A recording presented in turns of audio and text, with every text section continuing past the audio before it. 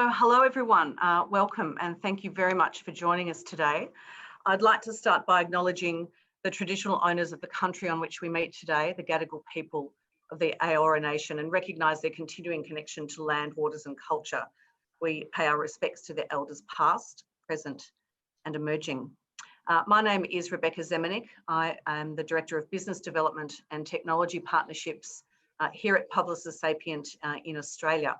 And I want to welcome everyone and thank you for joining us in the last of our Now to Next series for 2020. We started this series the first week of lockdown, all the way back in late March, which seems like not only a lifetime ago, but a completely and utterly different world. And we did it as a way to stay connected to our clients and colleagues. And it was fairly fast and furious at the beginning, and we've certainly hit our straps as the months have gone on.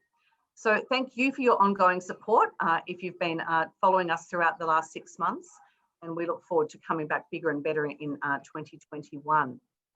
Well, it's fair to say, and it might seem like a small understatement, that 2020 has smashed the impossible. It's been a year of unrelenting change and transformation, and I'm not going to say the U word.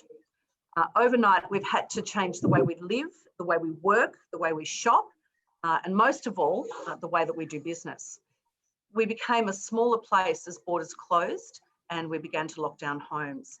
I'm very happy to say that there's news of New South Wales border opening in the last day or so. That's coming up, and also congratulations to any Melburnians that are on the line for some freedom finally after all of that time. Well done to you all. So for all of us, it was as if overnight the impossible had become possible. And certainly from our perspective, when we were looking at our customers, projects that had been forecasted to take 2, 3, 4, 5 years were being done in 2, 3, 4 or 5 weeks. Call centres were onshored and scaled up literally within days. Entire organisations migrated from working in the office to remote working. I'm actually lucky enough to be in my office today for one of the first time, which is an absolute thrill. And we saw retailers, the very traditional retailers of Australia, transitioning from brick and mortar to digital shop fronts for the first time, and doing that really, really quickly, let alone the hundreds and hundreds of thousands of citizens that had to plug into digital government services for the first time. And it's not just the enormity of that change, but the actual pace with which it happened. It had never, ever, ever happened in that way before. So as we were thinking about how to close out our series this year and reflecting on the year that has been in all of its infinite glory and possibilities, we decided we really wanted to be able to pause and reflect, because that's what we did in our conversation, on how this change and transformation that is continuing to take place, it's not ending, is actually going to manifest itself in the future. And I think it's in this moment that we really begin to ask ourselves, what is the future that we want? What is the future that we want for ourselves? What is the future that we want for our organisations, for our family, and for our country? It's also fair to say that before COVID, the concept of digital transformation was already a huge hot button topic. And in fact, it is the strategy with which Publicis Sapient has built its business on. And if we're looking forward to the next 10 years, the fourth industrial revolution, the rise of data, AI, automation, they were all part of the conversation already, but really only in a few areas where we're seeing this new future forming into any form of reality. And for the most part, they remained ideas that were kind of sitting just behind the horizon. Lots of chat about it, lots of webinars about it, but certainly not things that were really manifesting themselves within business and kind of hitting the consumer or the customer or the employee. And then of course, 2020 came, everything changed. And in many cases, we've seen in particular the use of AI and automation leap forward 5 years. And many of those beyond the horizon concepts are now actually on our doorstep and require decisions now. And while the increased demand for these new technologies in this radically transformed new normal has brought all those timelines forward, the questions and ethical conundrums that always existed and existed before COVID, they actually still exist today. So I guess we're sitting here to say, Do we have any answers? Have we learnt anything from the last 6 months about what that new normal might look like? So we've heard about the great digital reset. I think it's a term, a phrase, a philosophy that is moving around certainly the social media spaces at a rapidity that I haven't seen for a while. It does raise questions that we have to explore deeply about, you know, and they've been raised by global organisations such as the WTO, the World Economic Forum, you know, World Bank, that kind of thing. So digitisation, AI and automation as tools for helping to solve our world and society's intractable problems is not a new one, but perhaps we actually need to stop, think and really consider what the last 6 months is going to do for us for the next 5 to 10 years. So we're bringing that discussion to you today. We want to talk about benefits, we want to talk about pitfalls, we want to talk about opportunities and risks. We want to debate a little, we don't want to agree all the time. So I really encourage the audience to reach out via the Q&A and chat function, and we'll monitor that throughout the rest of the webinar, obviously. And we just wanted to be able to provide you with, you know, a bit more of a holistic view of choices that we all might be making in the coming years, obviously. So I wanted to introduce you to our 4 fabulous panelists today, and that is Shara Evans, who is our technology futurist and keynote speaker. Dr. Catriona Wallace, CEO of Ethical AI Advisory and adjunct professor AGSM. And Scott Rigby, who is the Chief Technology Advisor at Adobe, who are a marvellous partner of Sapience and also co-hosting and sponsoring our webinar today. Thanks very much for that, Adobe. And of course, Jane Headon, who's been a frequent panellist for us this year. Jane is the Director of Data Strategy with us here at Publicis Sapient. So I'm going to kick off with a question to Shara, actually, as we move forward. So Shara, I've said that everything has dramatically changed in the way that we live, the way that we work, the way that we're doing business this year. Where have you really seen technology be able to actually affect a change in a really positive way? Beck, you are so right. We have seen 5 years of technology acceleration happen in the last 5 to 7 months. One of the biggest things we've seen is literally the ability to do remote work, because we've had no other choice. And organizations have very quickly adopted all kinds of technologies that allow us to have people working from their home office. But there are also employer obligations that will have to come along with that, including if this pandemic unfortunately continues to go on and off, looking at things like company computers, big screens for productivity, maybe green screens for background, microphones, ergonomic home office furniture, security, VPN, IT support, maybe even payments for home offices. Another thing that is absolutely fundamental in this world that we're in right now is that we all have in our homes and in our offices very high speed, reliable bandwidth. And I think that all of this is very likely to bring forward 5G rollouts. One of the things that the pandemic has certainly brought forward is the use of robotics. And in particular, there have been a whole slew of companies that have introduced ultraviolet disinfectant robots, as well as robots that are used for all kinds of cleaning tasks, so that we can make sure that we're shopping and working in an environment that keeps us healthy.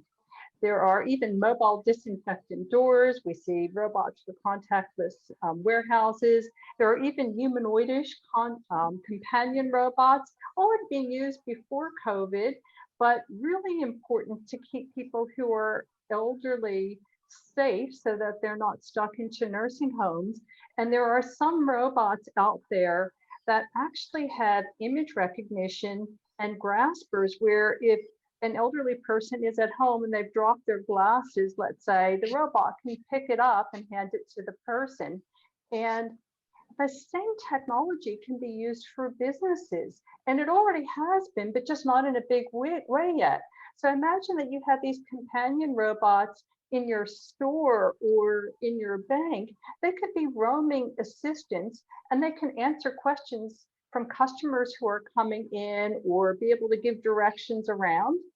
Telepresence and haptic feedback, that's the sense of touch and feel, that enables the remote control of robots and other machines, as well as scientific instruments, using augmented or virtual reality. A couple of years ago, I went to the Consumer Electronics trade show in Vegas, and I was playing with a medical telepresence robot, and it took me all of 30 seconds to be able to learn how to control it. And what that means for remote work is that even if you are a scientist and you need to control a scientific instrument or a big machine, this technology could allow you to actually work from home, but still do your job if there's another round of lockdowns. Another set of technologies that are very important is really this next generation of video conferencing, and it includes a suite of technologies: augmented reality, virtual reality, and eventually holograms, but they require really, really high bandwidth, so there's not much use of them now. In the current environment, augmented and virtual reality are already being used for virtual real estate inspections, either for residential property or commercial property, but that's just the tip of the iceberg when it comes to the types of applications that AR and VR could be used for. And eventually AR might even be used to replace computer monitors. And that's something that a number of AR, augmented reality companies, have been working on already for a couple of years. And I could just go on and on, but retail is another section that has made big use of these technologies. But I don't want to take up too much time in my opening, so I'm going to hand it back to you, Beck. That's great. Yes, and I've made much use in the last couple of months around that VR AR for looking at properties, because you're not being allowed to go into them. So yeah, you can see how a lot of those technologies have really been adopted and could really proliferate very, very quickly. So Catriona, I'm going to pass to you now. I think we've seen an unprecedented level of uptake on AI over the last 6 months, like never seen before. Tell us what you think about what that means for us as workers and what that means for digital labour. Yeah, so just building on what Shara says, I also agree that we've seen a hockey stick level of interest and investment and use, particularly in the technology that I have my expertise in, which is artificial intelligence and machine learning. So if we think about the level of investment going into this sector at the moment, fastest growing tech sector in the world, $38 billion invested last year. Within the next 2 years, that should be up to $78 billion going into this sector. So it's profound. Because of COVID and the pandemic, we've seen the global increase ahead of what we expected, investment into AI going up by 19%. But interestingly, we saw Australia come down by about 82%. So during the conversation today with the other panelists in the audience, I'd love to kind of tease out, where are we, Australia, sitting on a global perspective around this digital transformation? Because from my view, we're really a bit behind, or almost laggards to some extent. But regardless, it's coming, and it's coming as a force. And the way I like to talk about AI, and AI being technology that mimics human intelligence, is that it will be the foundational component of up to 80% of all technologies within the next 3 years, if we adhere to what Gartner, the analyst, says. So how does this massive, powerful technology affect how we're working, and how does it enable our digital transformation strategies? Well, in a profound way. So we should expect within the next 3 years, 40% of jobs related to service and administration, particularly across sectors like banking and finance,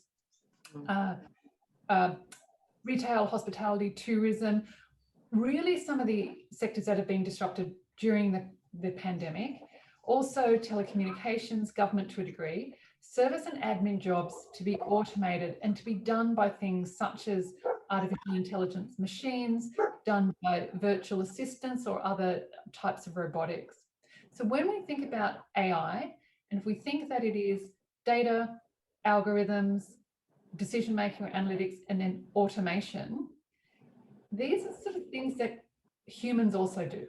And so the AI can come and augment a human job. It can amplify a system, existing technology, or it can automate it altogether.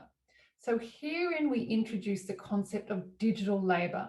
So labor just does not have to be human anymore.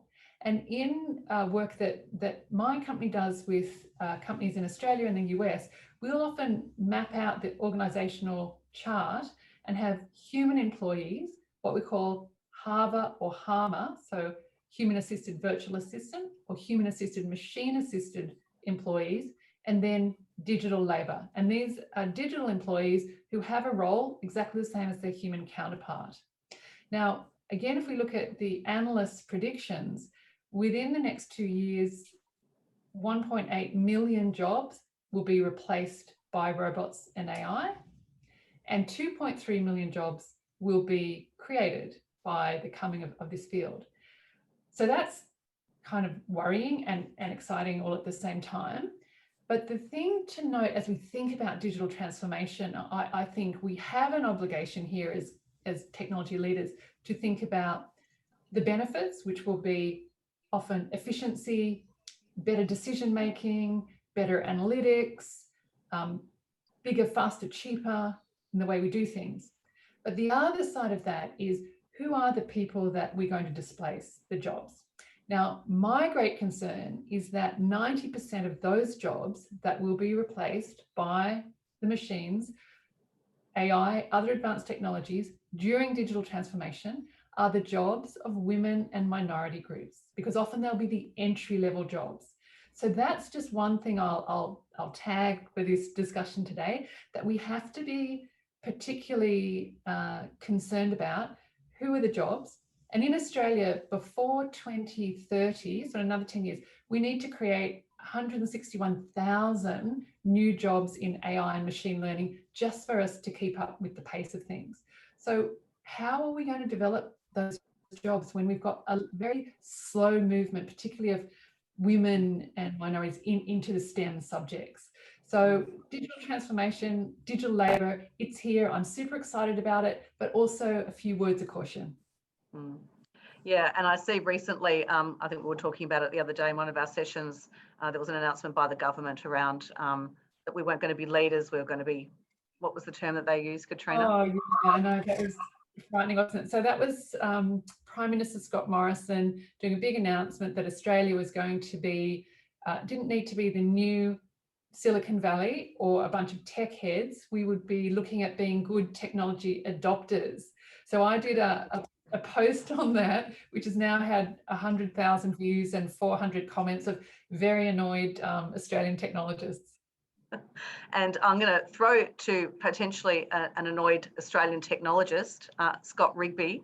How do you feel about being called a tech head by the Prime Minister?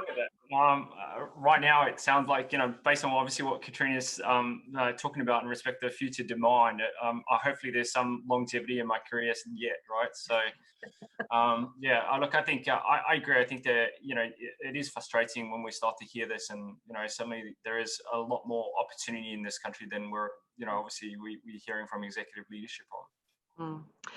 Scott, in your role, you're externally facing, you meet with the clients of Adobe and of the likes of Publicis Sapient and all the time. We were just talking before this, the amount of flights you were doing last year as opposed to this year, and how you head off to see clients and face-to-face with them. I'm really fascinated to understand, kind of the learnings you've taken over the last 6 months around where you've seen clients do or enterprises do things very well in the face of reacting to COVID. And not doing things very well where they haven't been able to transform as rapidly as they needed to. Absolutely. Yeah, so I have an APAC role, but obviously part of my job is also talking to executives around, what I'm seeing from a global perspective too. And, if we think about how organizations respond in a crisis, there's lots of research to sort of back up, you know, how organizations respond. And Edelman Trust Barometer is probably one of them that's really quite key in respect of, you know, the way that you respond, you know, your customers and the loyalty you have from customers will return in kind. So, you know, 9 out of 10 customers will continue to engage with your brand during and post the crisis, as long as you obviously put their interests at heart and don't see it as opportunistic.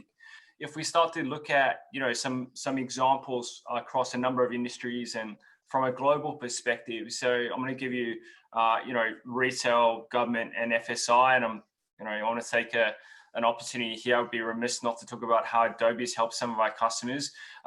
You know, let's take North America. So Walmart is the biggest employer globally in the world by a magic mile. It's 2.2 million employees.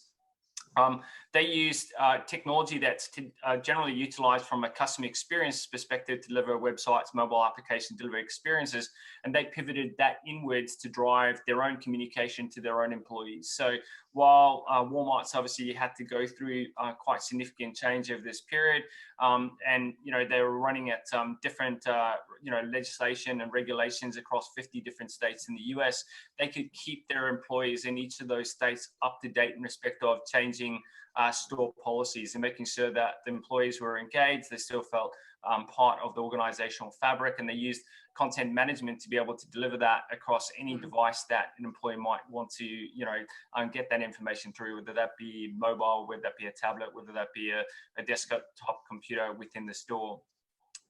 Another example from a banking side, so TSB is a big bank in the US.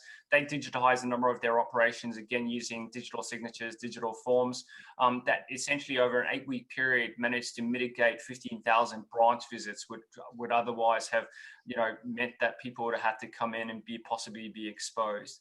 And then using a local example here, the Australian government brought together a technology task force of Adobe, as well as other technology players like Microsoft, Atlassian, Google, etc.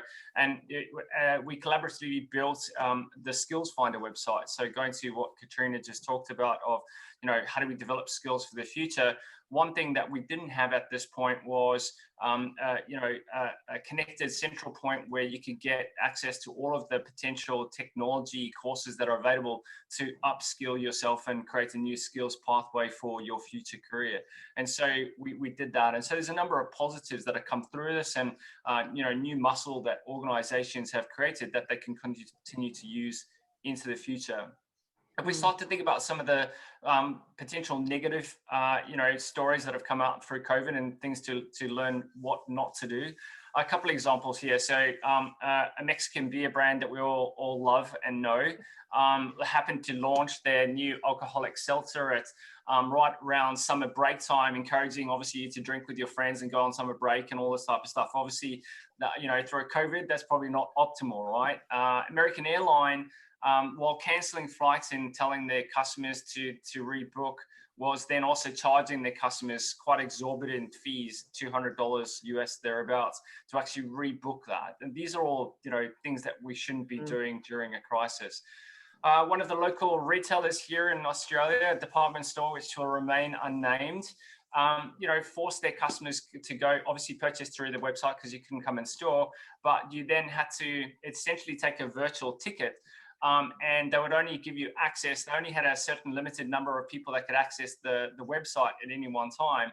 And so you were waiting up to 2 hours potentially to actually access their digital store, which, you know, in technology and scalability times, that should not happen at all, right? And so if you happen to close your browser, then you lost your place in the queue to actually be able to buy from them.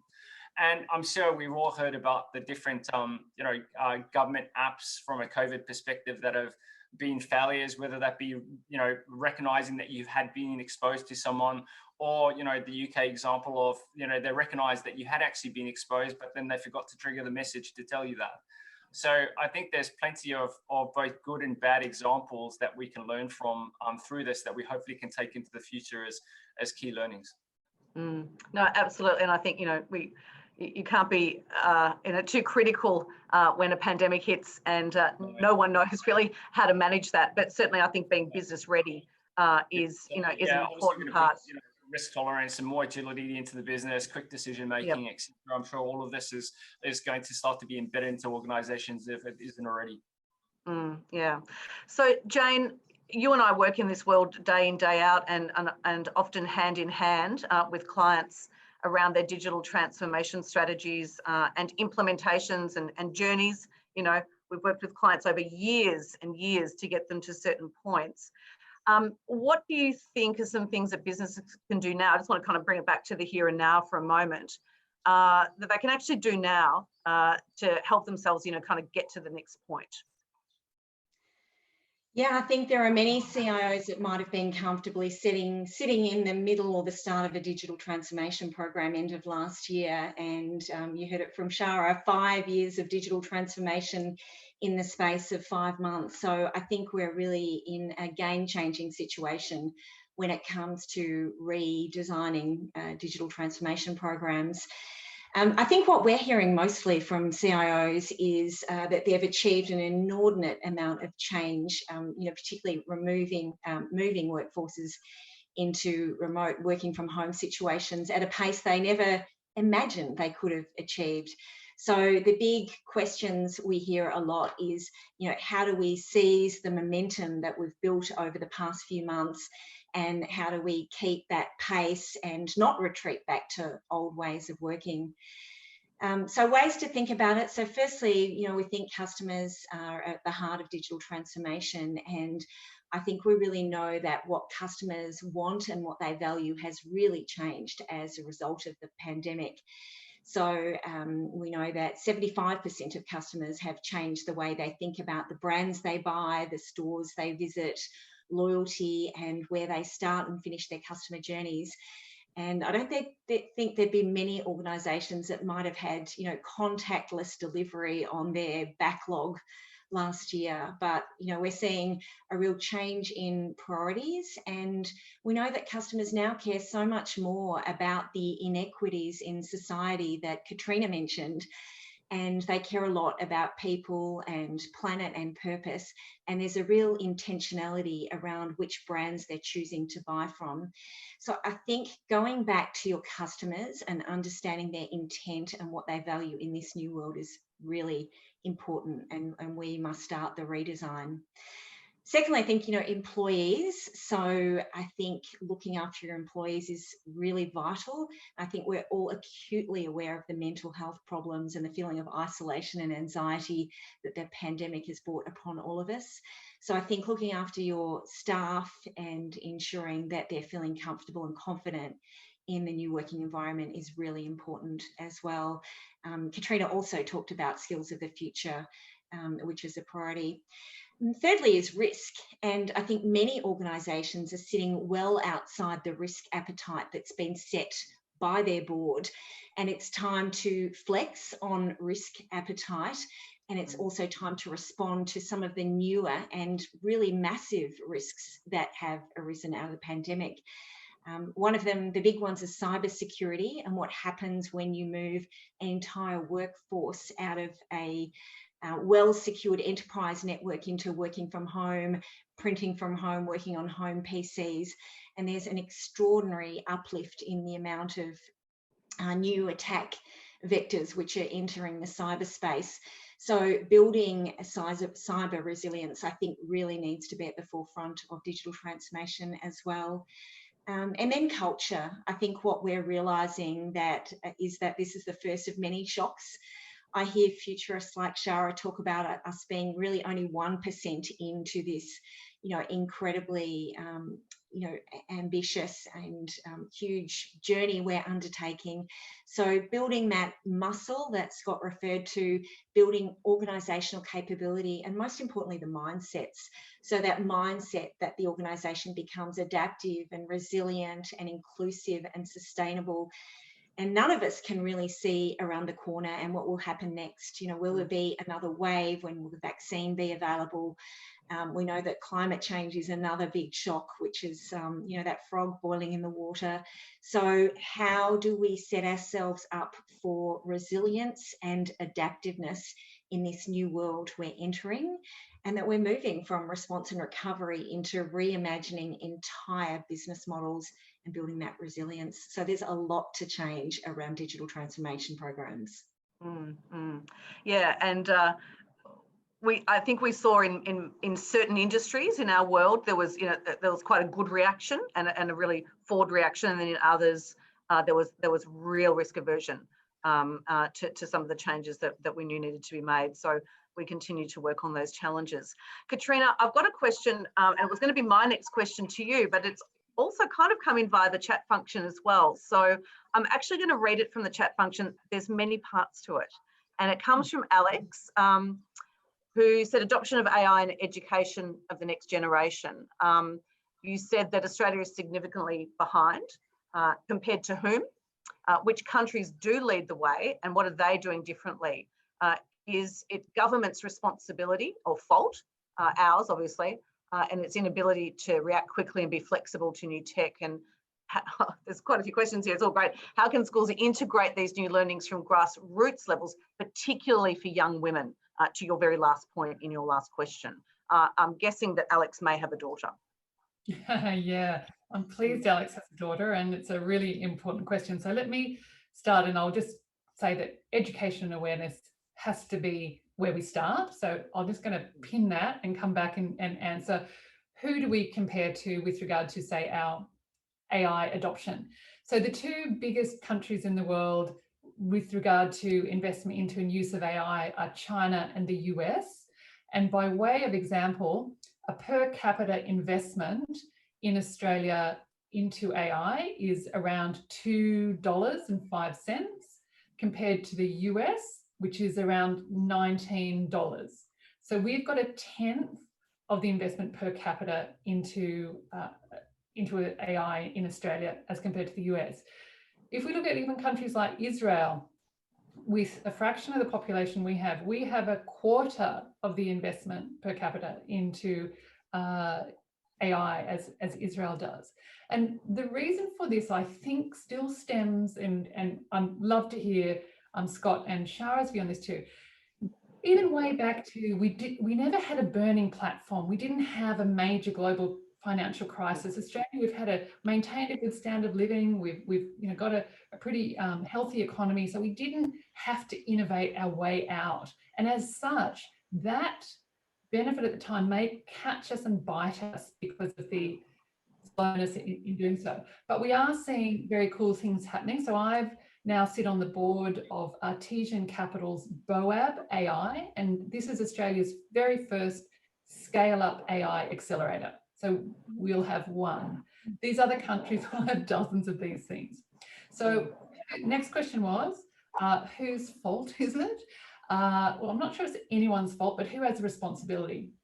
You'd have to think government has some responsibility, but we know government is about 5 years behind where the industry is at. So we, the technologists, run so fast that it's very hard for government to keep up. So there at the moment are very few rules, controls, regulations, legislation that governs anything to do with AI. And I've been working very closely with Minister Karen Andrews and also the Human Rights Commissioner, Ed Santo, on putting together Australia's AI roadmap and the ethical principles for doing good and responsible tech. But they're just guidelines. So we're not seeing that. And then we're also not seeing good leadership, in my opinion, from the tech giants. And the movie that hopefully most people have seen by now, The Social Dilemma, which I know, Beck, you're super interested in as well. It gave us a bit of an insight into this dystopian view on where this technology will go and who's controlling it. And I love Tristan Harris's summary of, if we think about who's really running and the digital transformation movement globally, there's 5 big tech giants. There's probably 50 mostly white male designers who control the attention of between 2 to 3 billion people on a daily basis.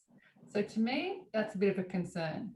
And then with regard to education, yeah, we have to get our daughters and our sons from primary school starting to learn that technology is not a separate subject or it's not a separate career. It is what we do on a daily basis. It's how we live.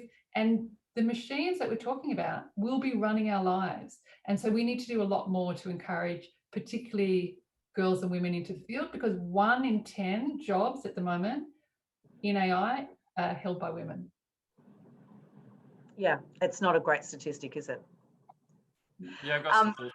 Sorry, go for it. Go, Scott. I was going to say, I'll totally agree with Catriona. I think, if you look at the government, so expenditure in China government this year is $70 billion, roughly about 60% of the global spend on AI. US, off the top of my head, I think the Trump government committed to $5 billion over 5 years. So that's only $1 billion per year over the next 5 years. And that was last year. So obviously the US from a pure government perspective is underspending as a comparison to China. Obviously the commercial the spend in the US from venture capital, et cetera, is significantly more than that. But from a pure government perspective, definitely China has made it a mandate that they will lead in AI, which is concerning obviously in itself. I think there's opportunity for everyone to kind of collaborate around that and be able to drive a global benchmark. When it comes to actual technology, I think from an AI perspective, and talking from a technology company, certainly Adobe's philosophy is we try and build this technology into everyday usage. So as much as we have machine learning, we have deep learning, we do try and make that as accessible as possible within our technology. So you might be using our technology and not even realizing that you're using a version of machine learning to actually help augment what you do. So effectively assist in what you do. So that might be, take Shara as an example, got a great background around it, but maybe we want to cut her out and put her on another background. Well, that used to take a creative, couple of hours to do that because Headon here is really hard. And now we use machine learning to work out what the background is versus what she is, and we can, remove that in milliseconds. All of that is helping augment, our ability to leverage these technologies. And quite often we're not aware that we're even using them. But there is, without a doubt, an opportunity. I absolutely agree with Catriona. I think we've done a lot of work around analyzing the impact of technology across different technology stages across, the next 5, 10, 15 years. And without a doubt, there is a portion of the population that is going to get left behind. We're going to have this bifurcation of society if we don't do something about elevating our technology capabilities and skill sets to be on par with the rest of the world. Okay. Shara, I know you've got an opinion. We're not going to change your background on you, I promise, although I know it can be done because I've seen it live on stage in Vegas. So I think Scott probably did it. So tell us, what are your thoughts? Oh gosh, there's so much to discuss and unpack here, but I'll just go right back to the beginning of the conversation about why are we not seeing AI training in schools? Why are we seeing so few children being taught about STEM, and in particular women? And frankly, and Catriona, you may feel the same, that has been my experience throughout my entire career in the technology industry, which spans multiple decades. I cannot tell you how many times I have been the only female in a room. And recently I've been mentoring some university level students and teaching them about AI and things like cybersecurity and all kinds of new career paths. And their reaction was, well, we never even heard about this in, any of our education paths, including almost, at the edge of graduating. And it's got to start from when kids are really, really little, and it needs to be built into the curriculum. And that comes from leadership from educational institutions, but also leadership from the government. And in terms of integrating these technologies into companies, we need to also really start thinking about the kinds of startups that are able to have access to venture capital, so that when you get someone who's got a really cool idea and they don't have the money to do it by themselves or don't have the ability to scale a big company or buy expensive equipment, that we have the capability of supporting people with bright ideas and keeping it onshore in Australia. I personally know so many people who've done startups starting in different cities in Australia, but have migrated to Silicon Valley because they just couldn't get the funding and the traction here. So that's really important. There's also lots that we can unpack about ethics and so on. And I won't go into that yet because I think that's a little bit later in the discussion. But what I would say about AI is it's got so much potential, but also so much risk. But that's true of every technology. It's a double-edged sword, you know, so you can use anything for really good or really bad. So I'll just give you one example of really good AI, and that is with CT scans. And that's where AI is actually being used to augment human doctors. So if you were looking at a CT scan as a physician, a specialist, you would be seeing them as a series of images. But what AI can do is actually turn it into a three-dimensional image that you can spin around and also do time series in 3 dimensions and pick out where the anomalies are and point them out to the physician or specialist to be able to pick things out and then make a professional judgment call. So it can be used as an amazing assistive technology, but on the dark side, there are all kinds of ethical issues where you've got these big deep learning data sets that could have all kinds of biases and prejudices built into these terabytes of data that are fed into AIs. And the data is so massive that a human couldn't possibly go through it in his or her lifetime. But the AI starts to pick up on these unconscious social patterns and use it in its decision making. So I think it's just super important that we have humans in the loop, especially as AI is on training wheels. And it's something that in the AI circles we call reinforcement learning. So I'll stop there because otherwise I could just patter on all day about AI. That's okay. Look, I think, you know, we're getting into the ethics area of it. We're edging in there, and let's just go there. We don't have to wait till later in the webinar. So Jane, I know that you've got some strong thoughts on this space. Would you like to share them? Yeah, well, Catriona mentioned the social dilemma, and it's hard not to latch onto that and comment, given it's just so topical at the moment. And yeah, I just think we're at the peak of the unregulated internet, and I think I agree with Catriona, our regulation has fallen well behind, years behind.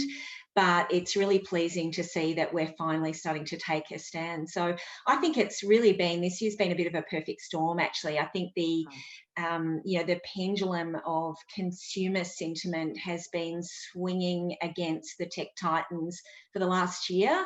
And we've seen a lot of, you know, really great thinkers contribute to that discussion. Shoshana Zuboff and her Surveillance Capitalism book is really eye-opening.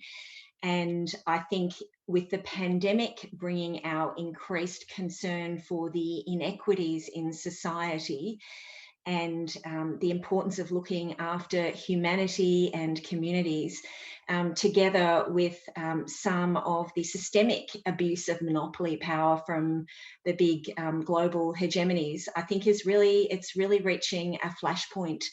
So I'm really pleased that Australia took a really assertive and strident stand in the digital platforms inquiry last year, and now we're seeing the European Digital Rights Commission follow suit around redistribution of power.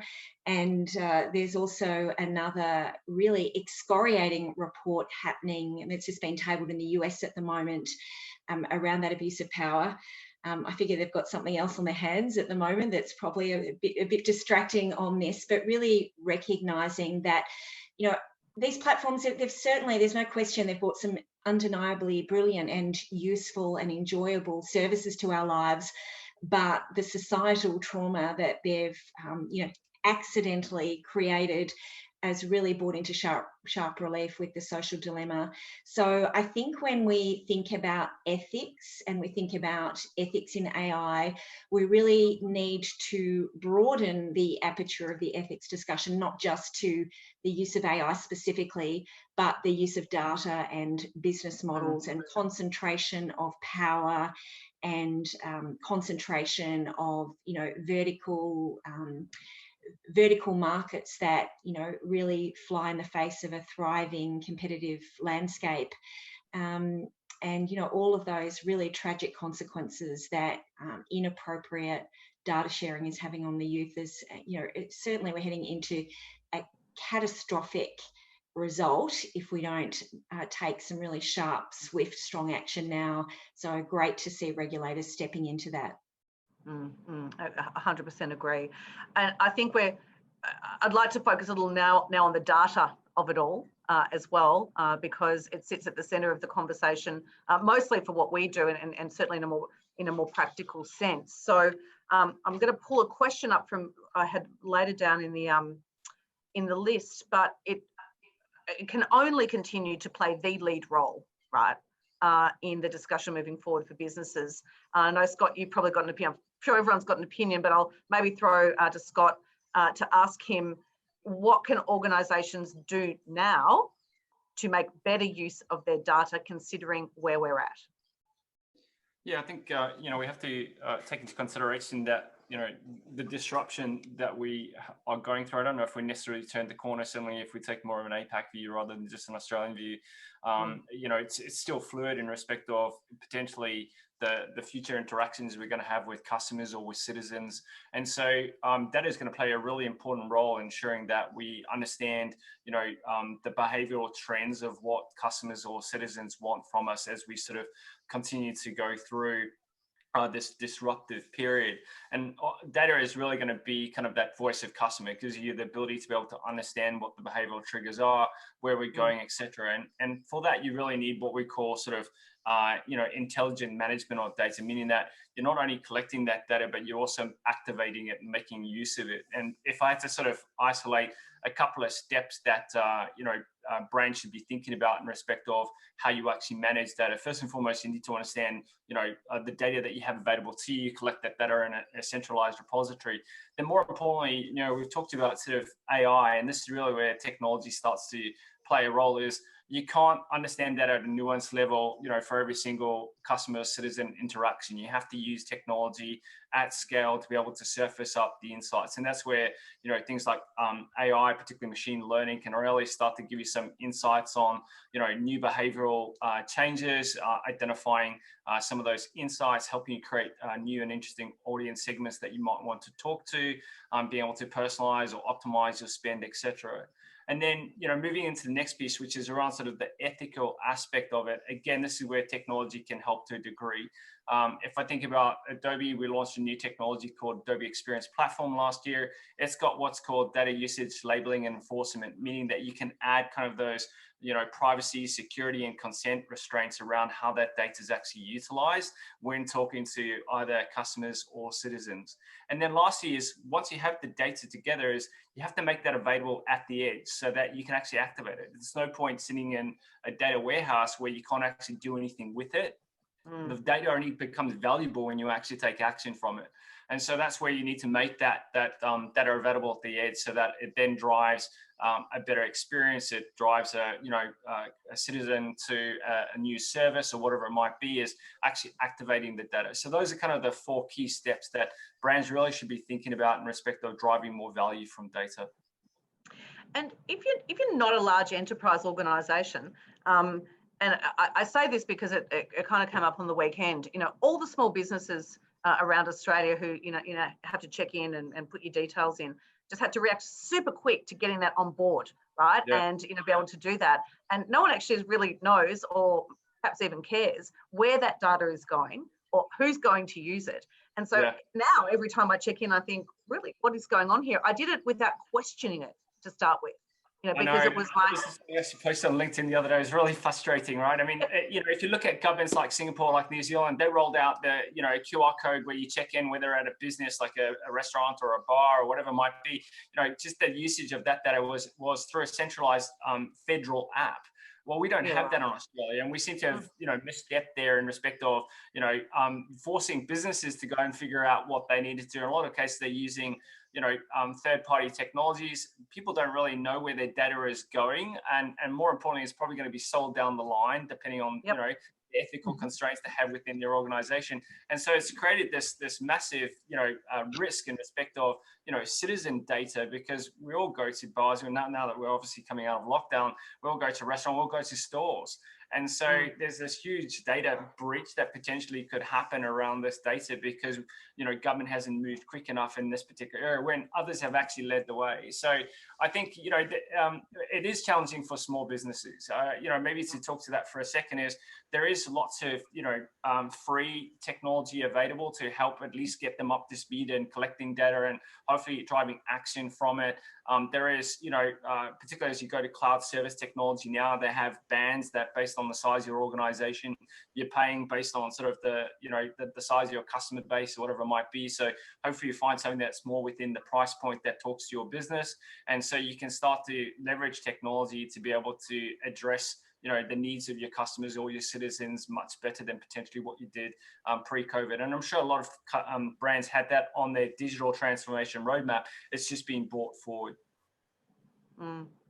So I'm going to ask a question to all of you just after listening to all of that, which is, you know, fascinating and terrifying all in the same moment. And you're all incredibly passionate about what you do and incredibly knowledgeable. Jane, you talked about we're coming to a fever pitch, you know, almost really in terms of, you know, the social media pandemic of its own, that kind of thing. Will there be a revolution? Does there need to be a revolution of some description? Ooh, I think. I know. Yeah, Catriona's put her hand up. Shara wants to yeah. So the answer is unequivocally yes, there does. And there's a bunch of us working in the background on starting some movements around this, right? So I sit on a board of something called Responsible Technology Australia. We've just renamed to Reset Tech. And we're not-for-profit, funded out of by a group called Luminate out of the US and run by an organization called Purpose or purpose.com, who are very, very famous social movement campaign generating company.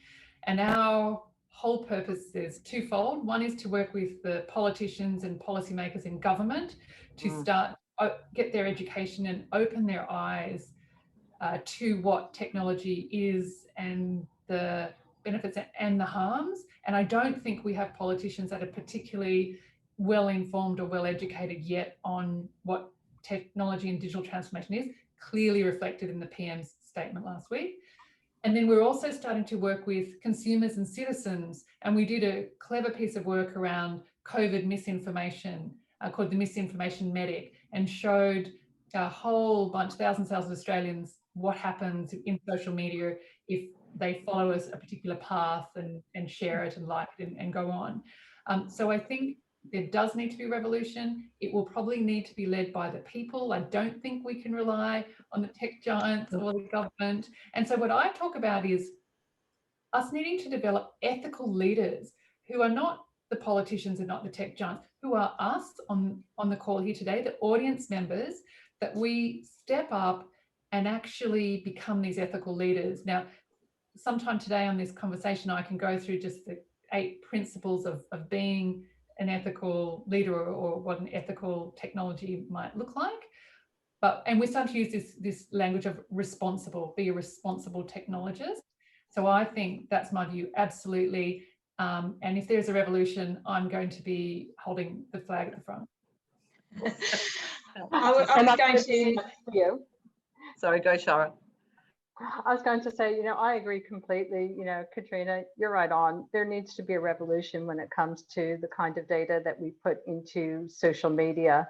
It's just amazing how much people give away in a public platform without realizing how that data can be used to harm them. People routinely put their birth dates up on platforms, whether it be Facebook, LinkedIn, anything else. That is the #1 piece of information that you can never, ever, ever change unless you die. And it's also the lead information that's used for identity theft. So people are putting out all kinds of information on these platforms, and also in response to company requests like, hey, you know, I want to buy, you know, like let's say a cosmetic item, and they ask you for your birth date. You know, sorry, you don't need to know my birth date for me to buy some shampoo. I'm guilty of that. I'm not going to give guilty of doing that. It's a shame. I'm just conscious of time because we're almost at the top of the hour. And I just, sorry to interrupt you, to cut you off there, Shara. I just want to kind of bring it back a little bit to the here and now. And in terms of, kind of the businesses and where people are at the moment, I'm going to throw the question to Jane. What can we do? What can businesses really do now? What are some practical, very practical things? Revolution aside, let's move on from that. Some very practical things in the next 90 days to be perhaps more ethical, more responsible technologists, and to progress their business and their brand and their trust with their consumers. Yeah, good. So I might just build on what Scott offered around the importance of customer centricity. So we think the key to winning in this new world is understanding the customer's intent and being the first one there to make it happen, to make their lives easier. So using data to determine that intent and being able to respond quickly, I think is super important. And I'll also say design and designing experience. So on the ethics front, we're seeing a new movement emerge, which is society-centered design. And this is an extension of or building on human-centered design, where we think more about the mass impact of societies and communities of some of these technologies.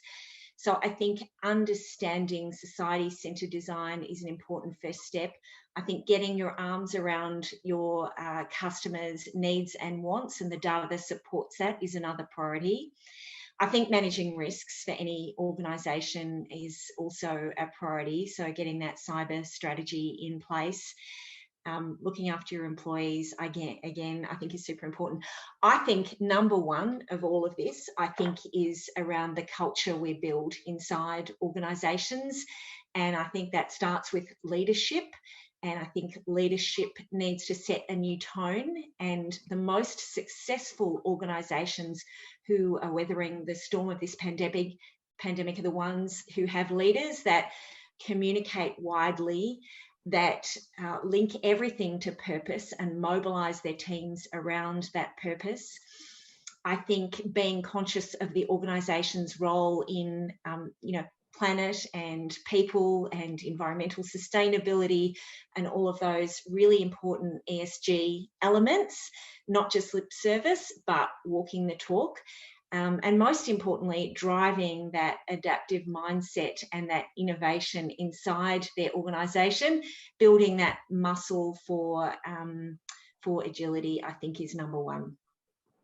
Okay. We're just going to go over time, but I just want to ask you one question. If in 20 words or less, what is a prediction you have for 2021? I know that's an on-the-spot one. Okay, I'll go first.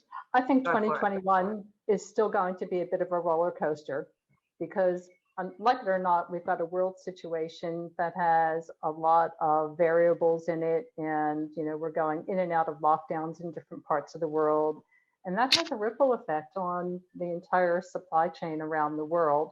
Even if we're relatively safe in Australia and we reopen our borders, as is the current plan, if we can't get supplies from overseas, then that impacts our everyday lives. Okay. Catriona. Yeah, so I predict that in 2021, working from home will be normalized. We will never go back. But along with that will come great use of artificial intelligence, as we talked about. But I want to introduce the other thing. I predict also we're going to have a lot more mental health issues to be concerned about.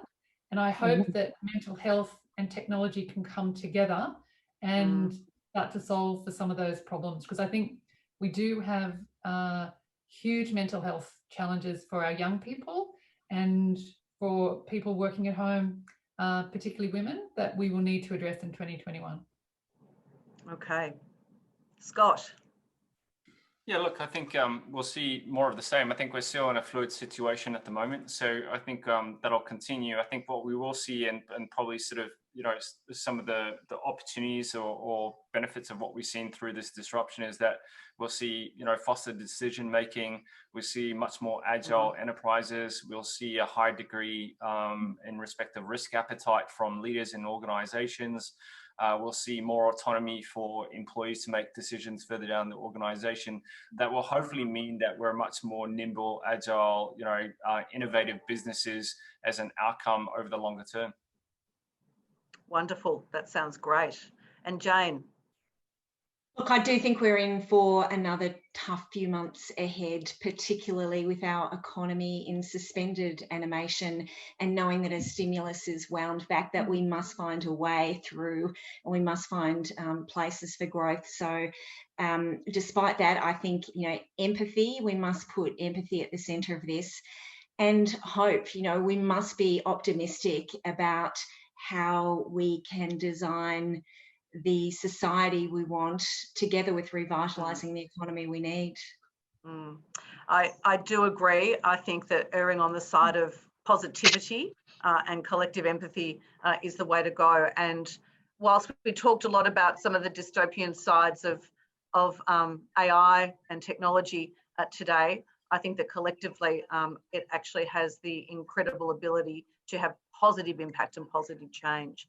And we all have the ability to be able to do that in our respective roles and respective personal lives. So I just want to thank you all so much. This has just been fantastic. I've enjoyed it immensely.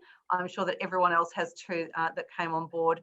Catriona, thank you. Shara, thank you so much. Scott and Jane.